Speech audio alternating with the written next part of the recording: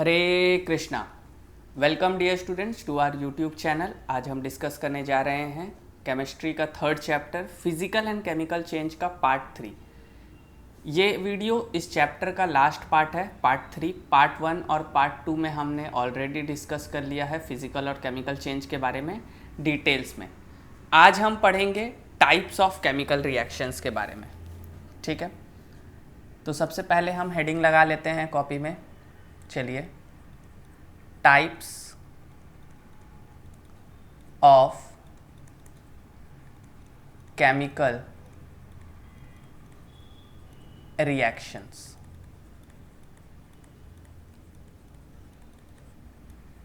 इससे पहले वाले वीडियो में हमने डिस्कस किया था कि केमिकल रिएक्शंस क्या होता है, केमिकल रिएक्शंस को कैसे लिखा जाता है, रिएक्टेंट्स क्या होते हैं, प्रोडक्ट्स क्या होता है, ये हमने ऑलरेडी डिस्कस कर लिया है। इस वीडियो में हम केमिकल रिएक्शंस के टाइप्स के बारे में पढ़ेंगे। तो बेसिकली हमारे पास 4 टाइप्स ऑफ केमिकल रिएक्शंस होते हैं। पहला है कॉम्बिनेशन रिएक्शन, कॉम्बिनेशन रिएक्शन। दूसरा है हमारे पास decomposition reaction, decomposition reaction. Third है हमारे पास डिस्प्लेसमेंट रिएक्शन, डिस्प्लेसमेंट रिएक्शन। और फोर्थ है हमारे पास double displacement reaction, double displacement reaction.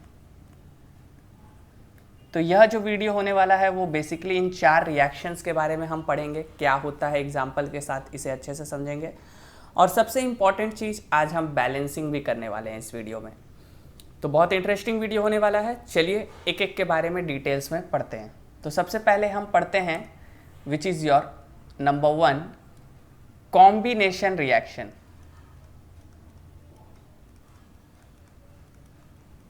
Combination reaction.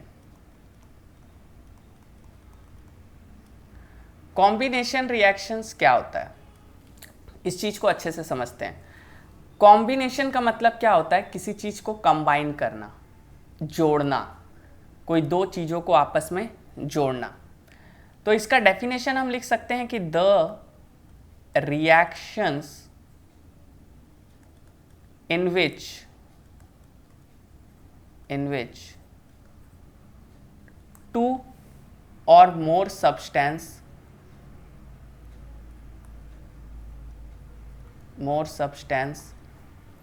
combine to form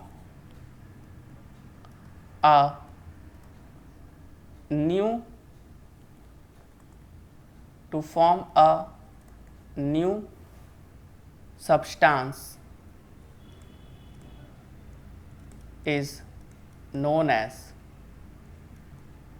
combination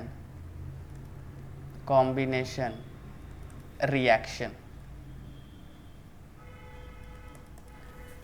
सो बहुत ही सिंपल डेफिनेशन है। कॉम्बिनेशन रिएक्शन का मतलब होता है कि जहां पे 2 या 2 से ज़्यादा सब्सटेंस कंबाइन करके एक न्यू सब्सटेंस को फॉर्म करते हैं, ठीक है। जैसे कि मैं बोल सकता हूं कि एक हमारा सब्सटेंस है A और दूसरा हमारा सब्सटेंस है B, और ये कंबाइन करके एक न्यू सब्सटेंस बनाएगा AB। तो इसमें क्या हो रहे हैं, हमारे जो एलिमेंट्स है, हमारे जो सब्सटेंस है, वो आपस में कंबाइन हो रहे हैं। एग्जाम्पल हमारे पास बहुत सारा इसका एग्जाम्पल है। जैसे कि सबसे इजी एग्जाम्पल होता है कि जब कार्बन और ऑक्सीजन को हम मिलाते हैं तब हमें मिलता है कार्बन डाइऑक्साइड, कार्बन डाइऑक्साइड। तो ये हमारा एक रिएक्शन हो गया, C+O2 गिव्स यू CO2। तो यहाँ पे हम देख सकते हैं कि एक हमारा एलिमेंट हो गया कार्बन, दूसरा हमारा हो गया ऑक्सीजन, और ये दोनों कंबाइन करके एक कंपाउंड बना रहे कार्बन डाइऑक्साइड। नेक्स्ट है हमारा हाइड्रोजन, हाइड्रोजन प्लस ऑक्सीजन, और ये हमें दे रहे हैं H2O। तो इसे बैलेंस करने के लिए हम यहाँ पे 2 लगा देंगे। तो ये हमारा बना हाइड्रोजन प्लस ऑक्सीजन मिलके हमें गिव कर रहा है वाटर। एक और रिएक्शंस एग्जांपल के लिए दे देता हूँ। Hydrogen plus chlorine gives you HCl। तो ये हमारा क्या हो रहा है कि हाइड्रोजन और क्लोरीन मिलके हमें हाइड्रोजन क्लोराइड दे रहे हैं। ठीक है, तो जब भी दो सब्सटेंस आपस में कंबाइन होके हमें कोई तीसरा सब्सटेंस दे, कोई न्यू सब्सटेंस दे, तो उसे हम बोलते हैं कॉम्बिनेशन रिएक्शन। लास्ट एक एग्जांपल देख लेते हैं। Magnesium plus oxygen gives you magnesium oxide. तो इसे बैलेंस करने के लिए हम यहाँ पे 2 लगा देंगे और यहाँ पे भी 2 लगा देंगे। बैलेंसिंग हम सीखने वाले हैं आज, इसी वीडियो पे हम कंप्लीट करने वाले हैं। तो combination reaction is very simple reaction जहाँ पे 2 या 2 से ज़्यादा सब्सटेंस कंबाइन करके एक न्यू सब्सटेंस हमें देंगे। ठीक है, चलिए वीडियो में आगे बढ़ते हैं और हमारे नेक्स्ट रिएक्शंस के बारे में पढ़ते हैं, which is your decomposition reaction.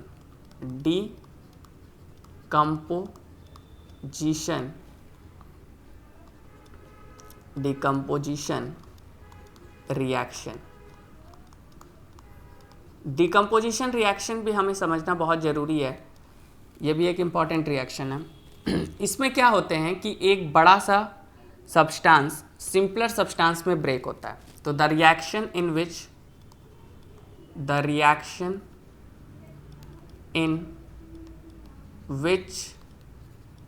A substance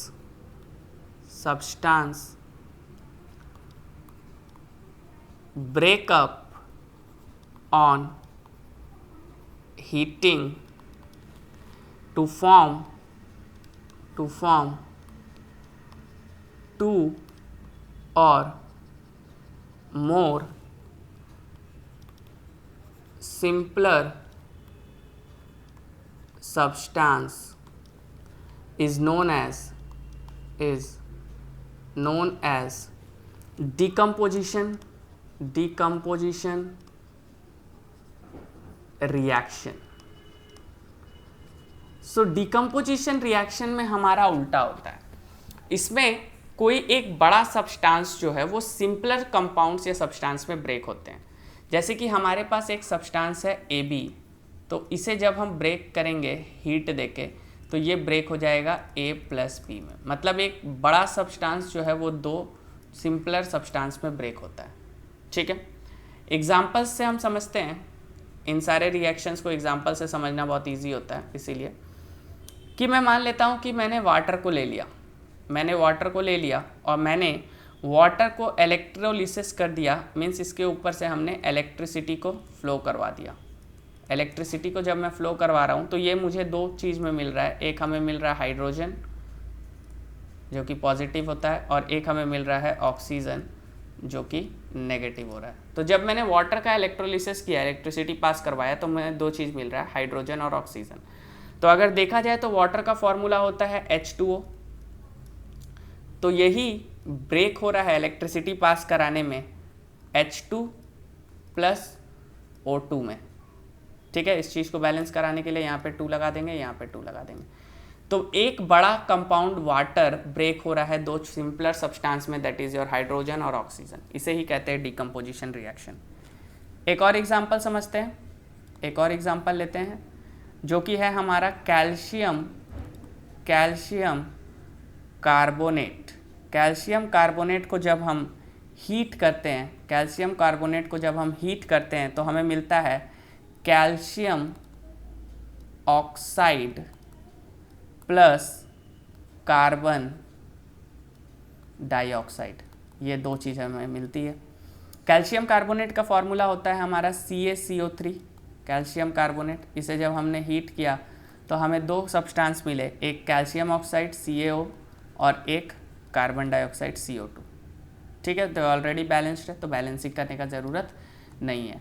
तो यहाँ पे हम देख सकते हैं कि हम एक बड़ा कंपाउंड को 2 छोटे कंपाउंड्स में ब्रेक कर रहे हैं।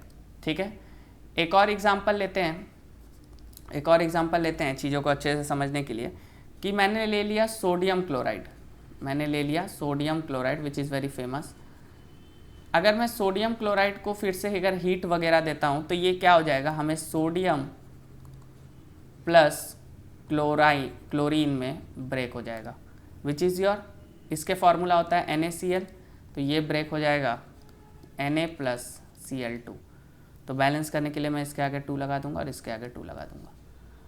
तो यहाँ पे हम क्या देख पा रहे हैं, इस रिएक्शंस में हम क्या देख पा रहे हैं, इस रिएक्शंस में हम देख रहे हैं कि हमारा जो एक बड़ा सा सब्सटेंस है वो 2 छोटे सब्सटेंस में ब्रेक हो रहा है, ठीक है।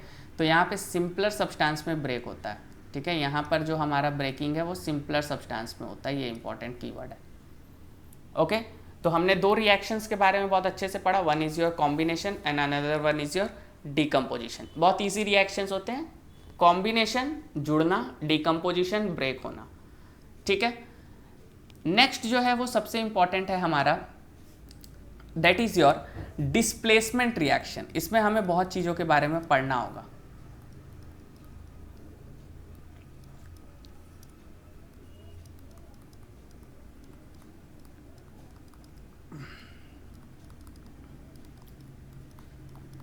डिस्प्लेसमेंट रिएक्शन, डिस्प्लेसमेंट रिएक्शन बहुत इंपॉर्टेंट रिएक्शन होता है। इसमें हमें रिएक्टिविटी सीरीज का भी थोड़ा आइडिया होना चाहिए, कौन से मेटल ज़्यादा एक्टिव है, कौन से मेटल लेस रिएक्टिव है, सारा चीज़ इसमें हम अच्छे से पढ़ेंगे। तो डिस्प्लेसमेंट रिएक्शंस क्या होता है, तो हम बोल सकते हैं कि the type of chemical reaction, the type of chemical reaction in which a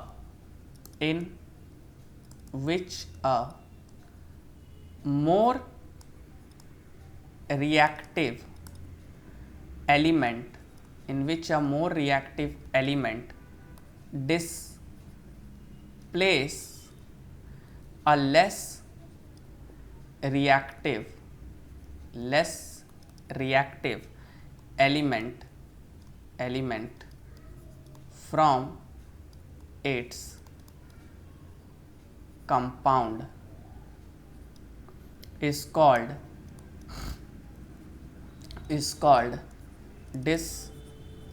displacement reaction। यहाँ पे बहुत सारे कीवर्ड्स हैं, उनको समझना है। डिस्प्लेसमेंट रिएक्शन एक ऐसा केमिकल रिएक्शन होता है जहाँ पे जो मोर रिएक्टिव एलिमेंट्स होते हैं, हमारे जो मोर रिएक्टिव एलिमेंट्स होते हैं वो लेस रिएक्टिव एलिमेंट्स को डिस्प्लेस कर देते हैं, मतलब अपने पोजीशन से डिस्प्लेस कर देना। जैसे मैं मान लूँ कि एक इसको सिंबल के फॉर्म में अगर एक फार्मूला दे दिया जाए, तो एक compound AB plus BC, AB plus CD है, तो ये क्या होगा, मान लेते हैं A मोर रिएक्टिव है तो ये C को डिस्प्लेस कर देगा और B जो है वो D को डिस्प्लेस कर देगा और ये बना देगा AC प्लस BD। मतलब जो मोर रिएक्टिव है वो लेस रिएक्टिव को डिस्प्लेस करेंगे। लेकिन पता कैसे चलेगा, तो ये हमें पता चलता है reactivity series of metal, reactivity series of metal से। रिएक्टिविटी सीरीज ऑफ मेटल को अगर हम अच्छे से स्टडी करें तब हमें पता चलता है रिएक्टिविटी सीरीज ऑफ मेटल से कि हमारे पास कौन से मेटल्स मोर रिएक्टिव है, कौन से मेटल्स लेस रिएक्टिव है। तो इनमें कुछ मेटल्स आते हैं, जैसे सबसे ऊपर आता है हमारा पोटाशियम, आफ्टर दैट हमारा आता है सोडियम, पोटाशियम के बाद आता है हमारा सोडियम, सोडियम के बाद आता है हमारा कैल्शियम, कैल्शियम के बाद आता है हमारा मैग्नीशियम, मैग्नीशियम के बाद आता है हमारा एल्यूमिनियम, आफ्टर दैट आता है एल्यूमिनियम के बाद हमारा आता है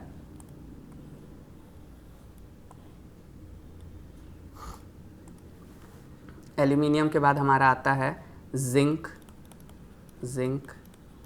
Zn। आफ्टर दैट हमारे पास है आयरन, आफ्टर दैट हमारे पास है लीड और लेड, Pb। आफ्टर दैट हमारे पास है हाइड्रोजन,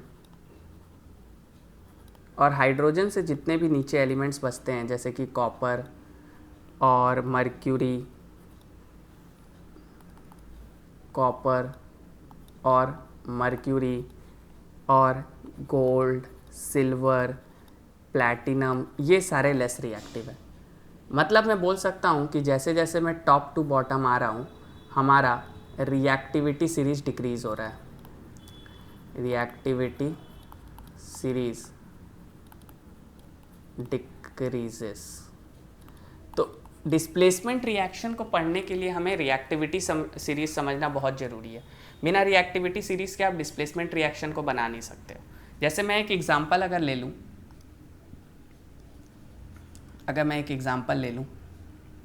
आयरन को मैं अगर कॉपर सल्फेट के साथ रिएक्ट करा दे रहा हूँ, आयरन को मैं कॉपर सल्फेट के साथ रिएक्ट करा रहा हूँ, तो रिएक्शन होने पे हमें दो चीज़ मिल रहा है। One is your ferrous sulphate and another one is your copper. तो ये दो चीज़ें हमें मिल रही हैं। अब अगर मैं देखूं तो कॉपर सल्फेट जो होता है ये ब्लू कलर का होता है, ये ब्लू सोल्यूशन होता है। फेरस सल्फेट जो हमें मिल रहा है ये पेल ग्रीन होता है हमारा सोल्यूशन, और कॉपर जो है ये रेड होता है। अब यहाँ पे देखिए, इसको हम सबसे पहले इक्वेशन के फॉर्म में लिख रहे हैं। आयरन को मैं लिख सकता हूँ Fe, कॉपर सल्फेट को लिख सकता हूँ CuSO4। अब देख सकते हैं आप कि अगर रिएक्टिविटी सीरीज में आप देखोगे तो आयरन पहले आ रहा है as compare to copper, copper बाद में है, means iron is more reactive than copper. तो आयरन क्या करेगा, कॉपर को यहाँ से डिस्प्लेस कर देगा और अपने इस पोजीशन में आ जाएगा। आयरन कॉपर को इस पोजीशन से डिस्प्लेस करके अपने आ जाएगा, तो ये बना देगा FeSO4 प्लस Cu अलग हो जाएगा, Cu अलग हो जाएगा। तो ये हमारा रिएक्शन हो गया। तो इसके लिए रिएक्टिविटी सीरीज समझना बहुत ज़रूरी है। बिना रिएक्टिविटी सीरीज के हम इनका क्वेश्चंस नहीं कर पाएंगे। तो रिएक्टिविटी सीरीज इसमें बहुत इंपॉर्टेंट रोल प्ले करता है, इसलिए मैंने पहले आपको रिएक्टिविटी सीरीज के बारे में बताया। ठीक है, अब अगर मैं और एक एग्जांपल ले लूँ, एक और एग्जांपल अगर ले लूँ, मैंने ले लिया जिंक और मैंने जिंक का रिएक्शन करा दिया डाइल्यूट हाइड्रोक्लोरिक एसिड के साथ, डाइल्यूट हाइड्रोक्लोरिक एसिड के साथ रिएक्शन करा दिया। तो यहाँ पे हमें दो चीज़ें मिल रही हैं, एक हमें मिल रही है जिंक क्लोराइड प्लस हमें मिल रहा है हाइड्रोजन। तो हमें दो चीज़ें मिल रही हैं। तो जिंक को हम लिख सकते हैं Zn और हाइड्रोक्लोरिक एसिड को हम लिख सकते हैं HCl। अब अगर हम देखेंगे तो जिंक हाइड्रोजन से पहले आ रहा है, जिंक इस हाइड्रोजन से पहले है, तो जिंक क्या करेगा, हाइड्रोजन को अपने पोजीशन से डिस्प्लेस करवा देगा और ये बना देगा ZnCl प्लस H2 अलग हो जाएगा, ZnCl2 प्लस H2 बना देगा। अब बैलेंस करने के लिए हम इसके आगे 2 लगा देंगे। तो जितना भी हमारा रिएक्शन होगा, यहाँ पे हमारा जितना भी रिएक्शन होगा, जैसे अगर मैं और एक रिएक्शन का बात कर लूँ, मैं और एक एग्जांपल अगर ले लूँ, एक और एग्जांपल अगर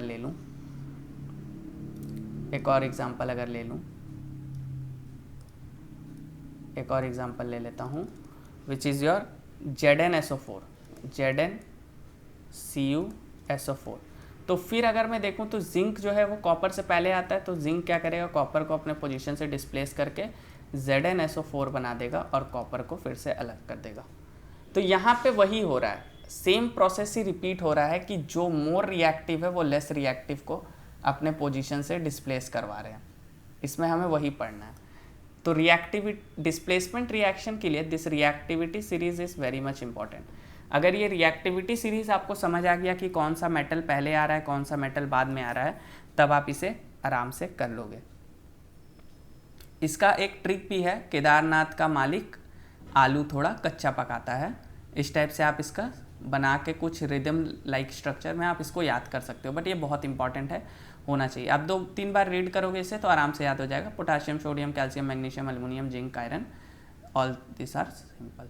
तो डिस्प्लेसमेंट रिएक्शन में एक मेटल दूसरे को डिस्प्लेस कर रहा है, ठीक है। Next is your double displacement reaction. Double displacement reaction. Double displacement reaction क्या होता है, ये हमें बहुत अच्छे तरीके से पढ़ना है और समझना है। डबल डिस्प्लेसमेंट रिएक्शन, ठीक है। Chemical reaction in which chemical reaction in which two compounds in solution, two compound in solution reacts with each other, reacts with each other to form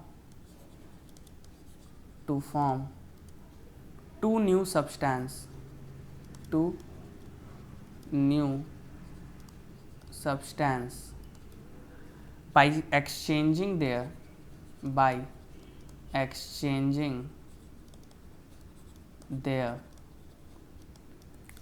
radicals is called double displacement reaction. Double displacement reactions में क्या होता है कि इसमें exchange of radicals होता है। Radicals क्या होता है, आइदर एनी चार्जेस जो कि सिंगल एग्जिस्टेंस नहीं कर सकता है। ये हमने ऑलरेडी डिस्कस किया था एटॉमिक स्ट्रक्चर वाले पार्ट में। तो ये ऐसा रिएक्शन होता है जिसमें दो कंपाउंड सोल्यूशन में रिएक्ट करते हैं ताकि वो अपने रेडिकल्स को एक्सचेंज कर सकें। इसका भी हम सीधा एक एग्जांपल से ही देखते हैं। जैसे एग्जांपल में हमारे पास है NaOH सोडियम हाइड्रोक्साइड। इसे हम रिएक्ट करा रहे हैं हाइड्रोक्लोरिक एसिड के साथ। अब यहाँ पे अगर हम देखेंगे तो Na कंटेन्स क्या कर रहा है, Na कंटेन कर रहा है हमारा पॉजिटिव रेडिकल को। Na के पास है पॉजिटिव रेडिकल्स, तो हम लिख सकते हैं यहाँ पे पॉजिटिव साइन। और क्लोरीन को अगर हम देखें तो क्लोरीन के पास में क्या है, नेगेटिव रेडिकल्स। क्लोरीन के पास में है नेगेटिव रेडिकल्स, तो यहाँ माइनस लगा सकते हैं। तो रिएक्शन के बाद क्या होगा कि ये पॉजिटिव रेडिकल्स ये नेगेटिव रेडिकल्स को अट्रैक्ट करेगा और ये बना देगा NaCl प्लस H2। तो यहाँ पे क्या हो रहा है, एक्सचेंज ऑफ रेडिकल्स हो रहा है, ठीक है। तो डबल डिस्प्लेसमेंट रिएक्शन जो हमारा होता है, डबल डिस्प्लेसमेंट रिएक्शन में एक्सचेंज ऑफ रेडिकल्स होता है। जैसे एक और एग्जांपल लेते हैं, हमारे पास है जिंक और जिंक का हम रिएक्शन करा रहे हैं हाइड्रोक्लोरिक एसिड के साथ।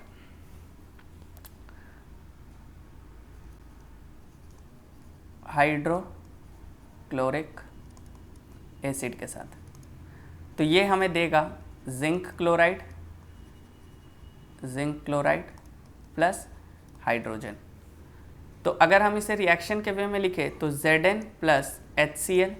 अब Zn क्या कंटेन करेगा, पॉजिटिव रेडिकल्स, Cl कंटेन करेगा नेगेटिव रेडिकल्स। तो ये इसका पॉजिटिव रेडिकल्स इसके नेगेटिव रेडिकल्स को अट्रैक्ट करेगा, एक्सचेंज करना चाहेगा, तो ये बना देगा ZnCl2 प्लस H2। यहाँ पे बैलेंस करने के लिए हम 2 लगा देंगे। तो डबल डिस्प्लेसमेंट रिएक्शन में हमें क्या बात को याद रखना है कि डबल डिस्प्लेसमेंट रिएक्शन जो होता है ये हमारा एक्सचेंज ऑफ रेडिकल्स होता है। इसमें एक्सचेंज ऑफ रेडिकल्स होता है, ठीक है। तो यहाँ तक हमने 4 टाइप के रिएक्शंस के बारे में पढ़ लिया। हमने देखा कॉम्बिनेशन रिएक्शन क्या होता है, डिकम्पोजिशन क्या होता है, डिस्प्लेसमेंट रिएक्शन और डबल डिस्प्लेसमेंट रिएक्शन। आज का लास्ट टॉपिक जो कि इस चैप्टर का लास्ट टॉपिक होने वाला है, why to balance a chemical equation. किसी भी केमिकल रिएक्शंस का बैलेंसिंग क्यों इंपॉर्टेंट है। तो यहाँ पे हमारा टॉपिक जो है स्टार्ट होता है बैलेंसिंग का।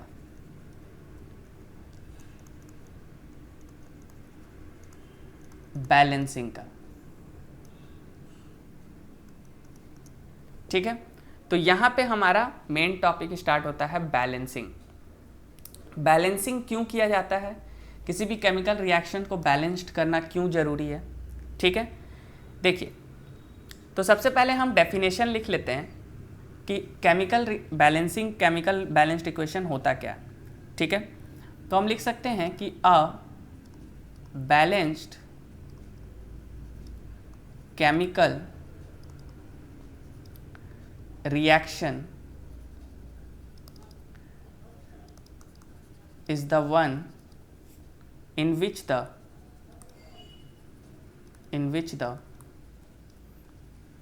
number of atoms of each element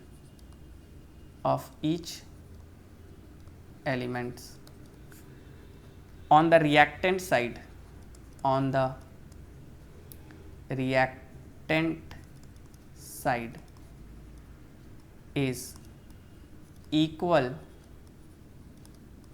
to the number of atoms of that element on the product side। तो ये तो हो गया हमारा बैलेंसिंग का डेफिनेशन। बैलेंस क्या होता है, तो बैलेंस्ड केमिकल रिएक्शन हम उसे कहेंगे कि जहाँ पे हमारा number of atoms reactant side का इक्वल हो number of atoms on the product side. देखिए, रीज़न क्या होता है, अगर हम देखें law of conservation of matter को, law of conservation of matter क्या बोलता है कि matter can neither be created nor be destroyed. मतलब ना हम मास को बना सकते हैं, इसे ही हम मास का भी बोल सकते हैं, law of conservation of mass. तो ये क्या बोलता है कि mass can neither be created nor be destroyed, it can only be change from one form to another. Mass को ना आप क्रिएट कर सकते हैं ना डिस्ट्रॉय कर सकते हैं।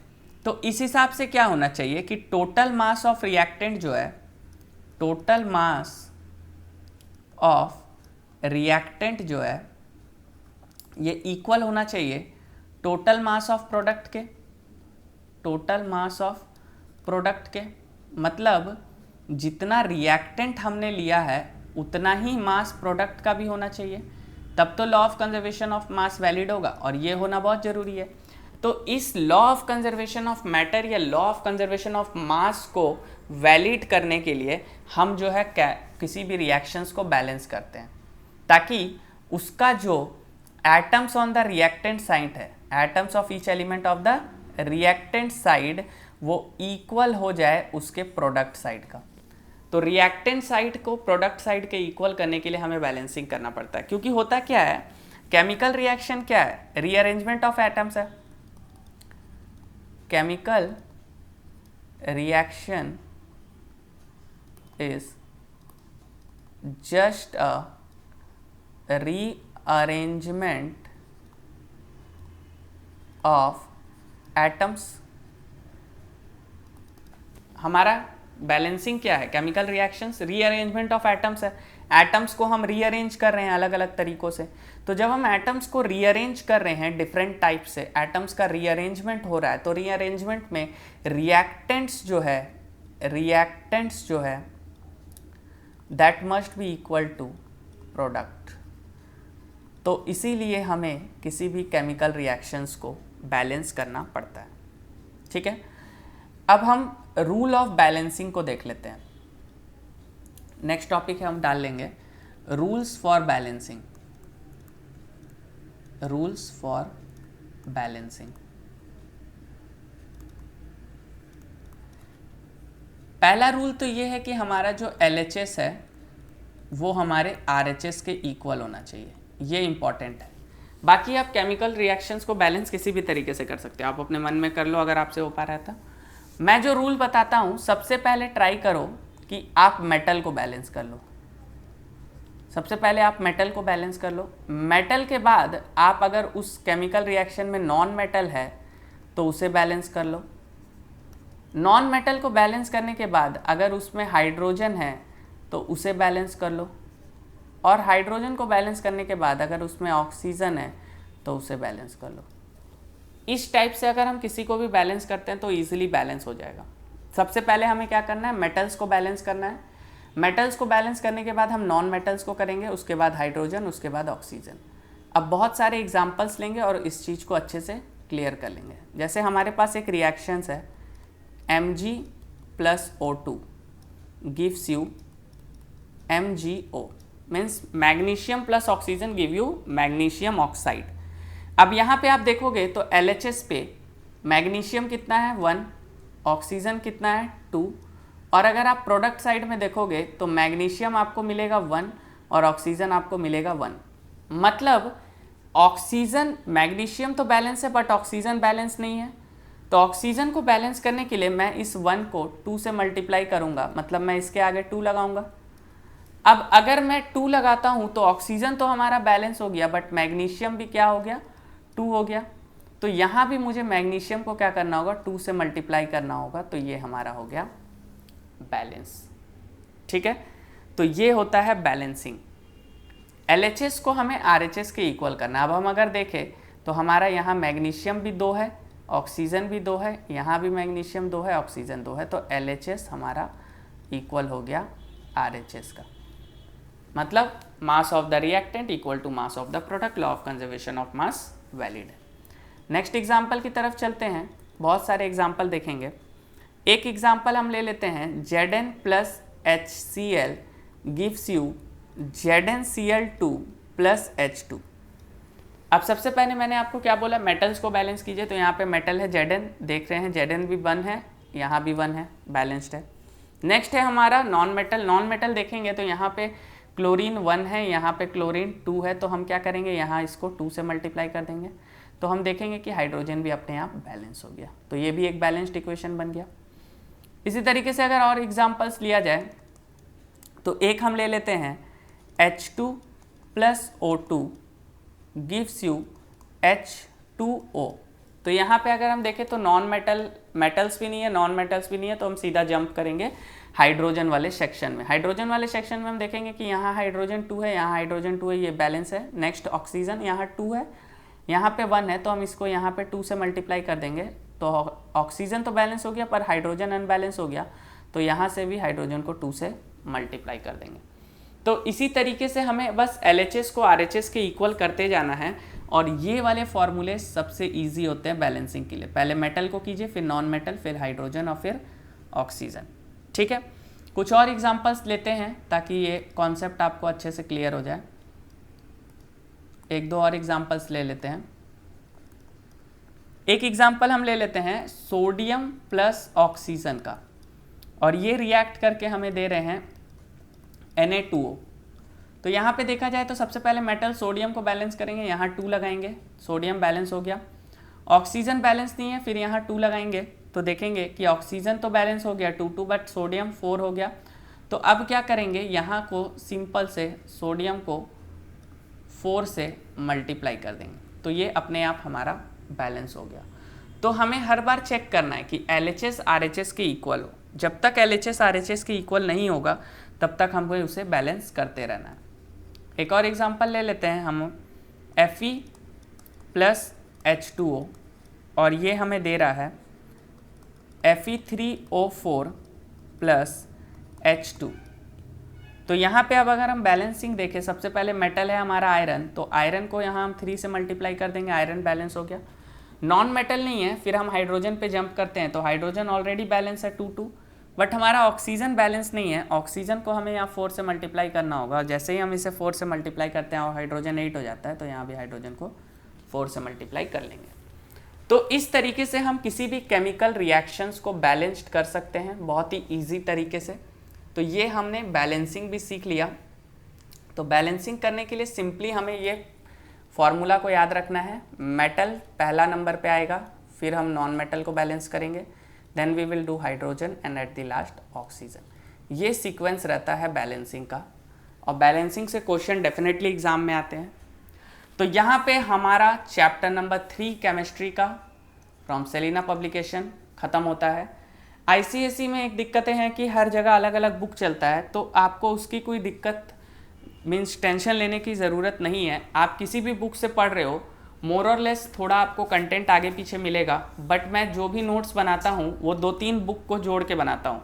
मैं सेलिना, रत्नासागर, गोयल्स, इन सारे बुक का कंटेंट एक जगह करके आपको नोट्स देता हूँ, आपको वीडियोस देता हूँ, ताकि आपको कोई भी डाउट ना रहे।